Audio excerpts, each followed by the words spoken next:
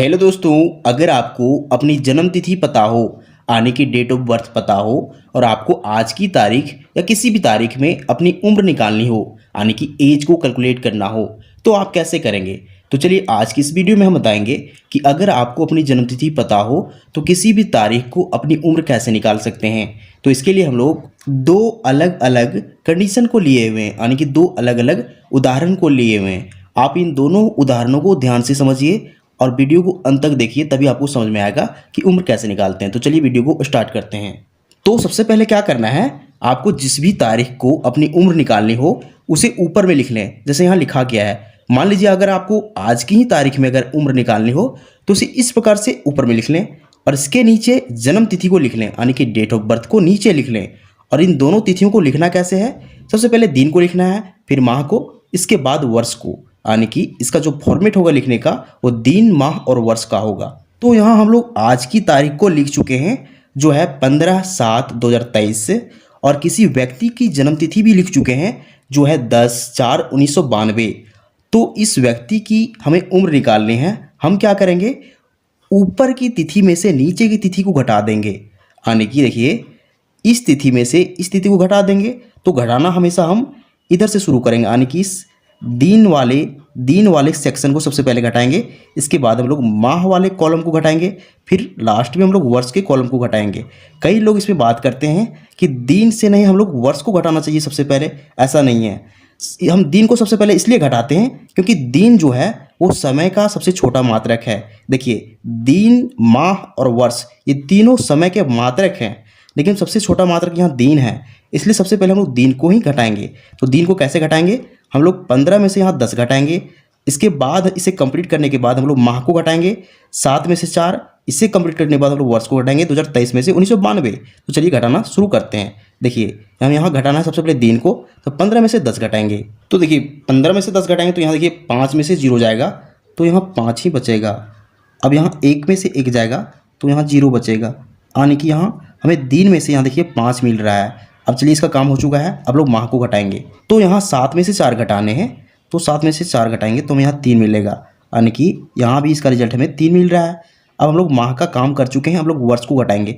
तो वर्ष में देखिए यहाँ 2023 में से 1992 को घटाना है, तो 3 में से 2 घटाएंगे तो यहाँ हमें 1 मिलेगा, और यहाँ 2 में से 9 घटाने हैं। तो देखिए 2 को चाहिए हासिल, तो 0 से लेगा हासिल, तो यहाँ 12 बन जाएंगे, 12 में से 9 घटाएंगे तो हमें 3 मिलेंगे।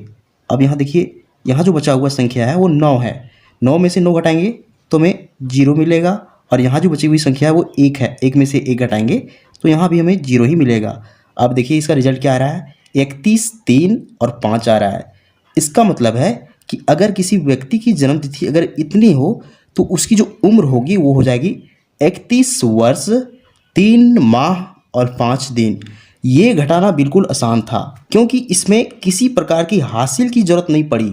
लेकिन अगर हम इसकी बात करें, सेकेंड कंडीशन को देखेंगे जिसमें हमें हासिल की ज़रूरत पड़ती है, तो आप इस कंडीशन को पूरे ध्यान से समझिए और वीडियो को पूरे अंत तक देखिए, तभी आप समझ पाएंगे कि उम्र कैसे निकालते हैं। तो चलिए इसे भी घटाना शुरू करते हैं। तो यहाँ भी हम घटाना दिन से ही शुरू करेंगे। देखिए तो देखिए यहाँ 15 में से 25 को घटाने हैं। अब ध्यान दीजिए 15 छोटी संख्या है और 25 बड़ी संख्या है, तो 15 में से 25 को घटाना मुश्किल हो जाएगा, तो इसलिए इस 15 को चाहिए हासिल।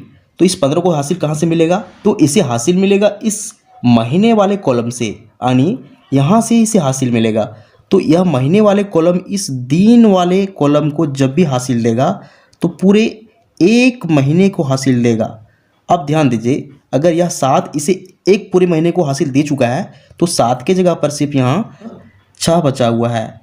तो यहाँ जब इस दिन वाले कॉलम को पूरे 1 महीने के रूप में हासिल मिल चुका है तो हम क्या करेंगे, इस महीने को हम लोग दिन में बदल देंगे। तो देखिए 1 महीने में कितने दिन होते हैं, ये तो डिपेंड करता है महीना कौन सा है। तो यहाँ हम कैसे जानेंगे कि इस 1 महीने के बदले कितने दिन को लिखेंगे, तो देखिए यहाँ से डिसाइड होगा। इस जन्म तिथि में महीना कौन सा है, 10, यानी कि ये 10 का मतलब है कि यह अक्टूबर है, और अक्टूबर में कितने दिन होते हैं, तो अक्टूबर में होते हैं 31 दिन।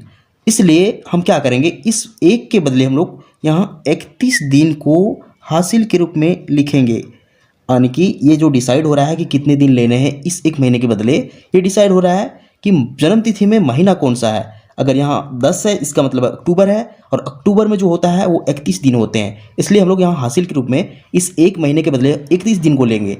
अब हमें क्या करना है, इस 31 को और इस 15 को जोड़ देंगे, और इन दोनों को जोड़ने के बाद इस 25 को घटा देंगे, और यहाँ इस पार्ट में दिन को लिख देंगे। तो देखिए 31 और 15 को जोड़ते हैं, देखिए 31 और 15 को जोड़ते हैं तो हमें क्या मिलेगा, देखिए 1 और 5 जोड़ेंगे तो हमें 6 मिलेगा, और 3 1 4 हो जाएगा, यानी कि 46 मिल रहा है। अब इस 46 में से हमें इस 25 को घटाने हैं, तो चलिए यहाँ 25 को माइनस करते हैं। देखिए 6 में से 5 घटाएंगे तो हमें 1 मिलेगा। अब यहाँ 4 में से 2 घटाएंगे तो 2 मिलेगा, यानी कि 21 मिल रहा है। तो इस 21 को हम लोग यहाँ लिख देंगे। अब देखिए, तो हम लोग इस दिन वाले कॉलम को कंप्लीट कर चुके हैं। अब हमें इस माह वाले कॉलम को घटाने हैं। तो यहाँ ध्यान दीजिए, यहाँ 7 की जगह पर अब सिर्फ 6 बचा हुआ है, क्योंकि यहाँ 7 एक पूरे महीने को हासिल दे चुका था, तो यहाँ सिर्फ 6 बचा हुआ है। अब 6 में से हमें 10 को घटाने हैं।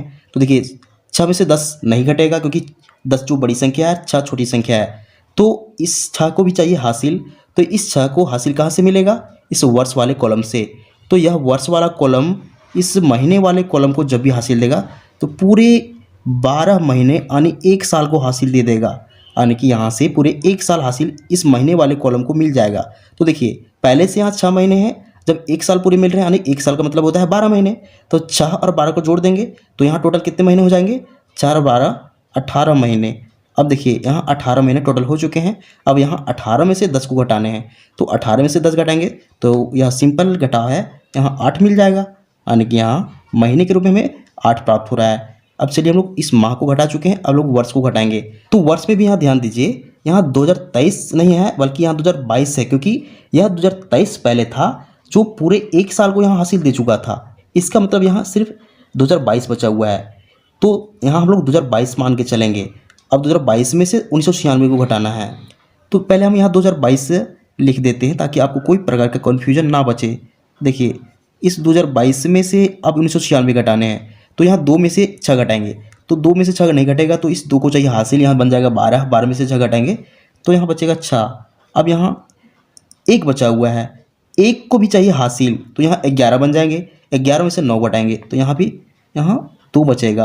अब यहाँ 9 बचा हुआ है, 9 में से 9 घटाएंगे तो 0 बन जाएगा, और यहाँ देखिए 1 में से 1 घटाएंगे तो यहाँ भी 0, यानी कि यहाँ 26 प्राप्त हो रहा है। इसका मतलब है अगर किसी व्यक्ति की जन्मतिथि अगर इतनी हो तो उसकी उम्र जो हो जाएगी वो हो जाएगी 26 वर्ष 8 महीने और 21 दिन। तो इस प्रकार से हम किसी भी व्यक्ति की जन्मतिथि आसान तरीके से निकाल सकते हैं। यहाँ हम लोग दोनों कंडीशन को देख चुके हैं, तो उम्मीद करते हैं आपको दोनों प्रकार के मेथड समझ में आ चुके होंगे। तो अगर आपको वीडियो पसंद आता है वीडियो को लाइक कीजिए एंड चैनल को सब्सक्राइब जरूर कीजिए। Thank you.